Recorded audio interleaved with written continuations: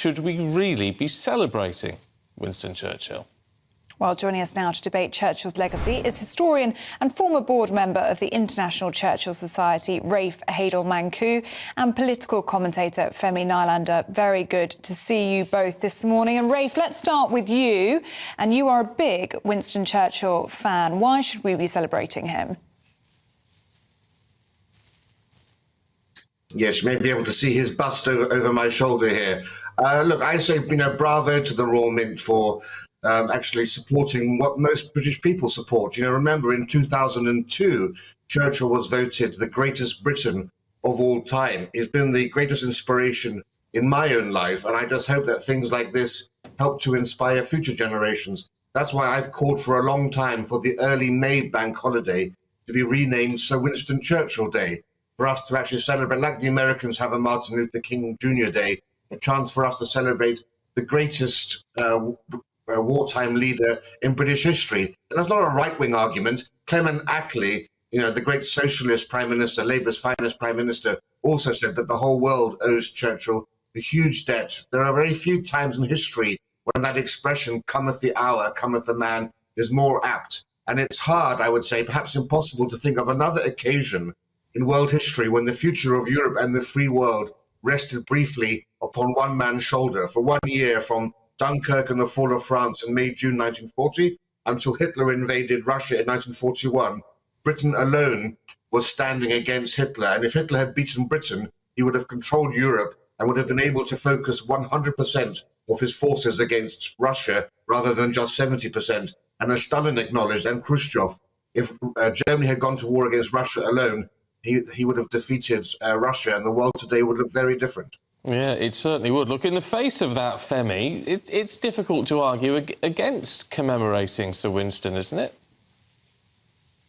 Well, I do have some faith in the British people, the human beings, but what I do think has been done to the British people generally is a miseducation in many ways, because you're taught selectively. We're taught only certain things. We're taught about Churchill's role, and he wasn't a one-man army, as Rafe seems to imply. There were plenty of soldiers, and there were plenty of other countries involved in the war.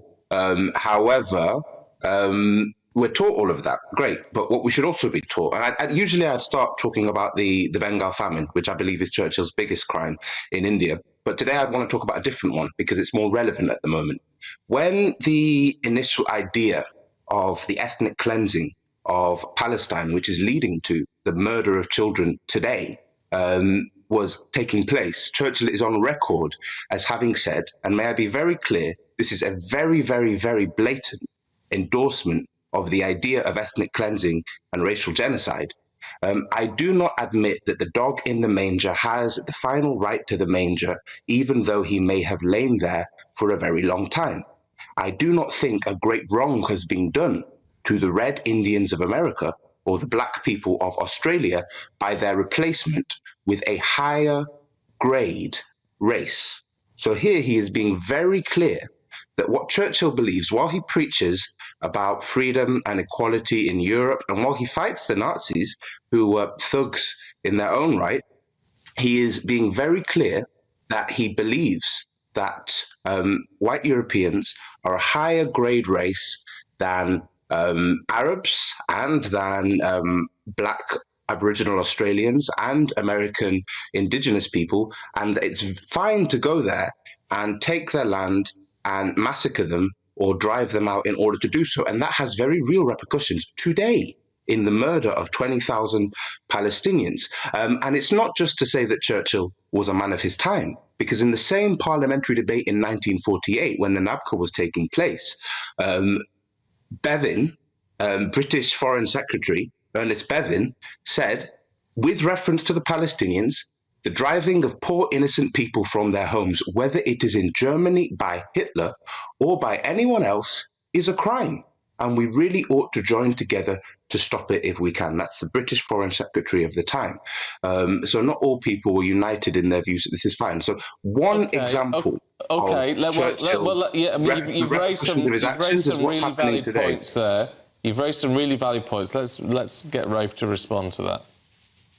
Yeah, well, the first thing to know is that when Churchill speaks about race, he's actually speaking about nations. So he speaks about the French race, the British race, the German race. You know, his abridged version of his History of the English-speaking Peoples is called the Island Race. So it's very dangerous to actually try to use modern concepts of race and racism and apply them to a person who was born in the Victorian era, born in 1874, 150 years ago now, a man who had a very different... And Churchill was not a racist in any sense. You know who was a racist? Karl Marx and Engels, those great champions of the left. Somehow they're never cancelled.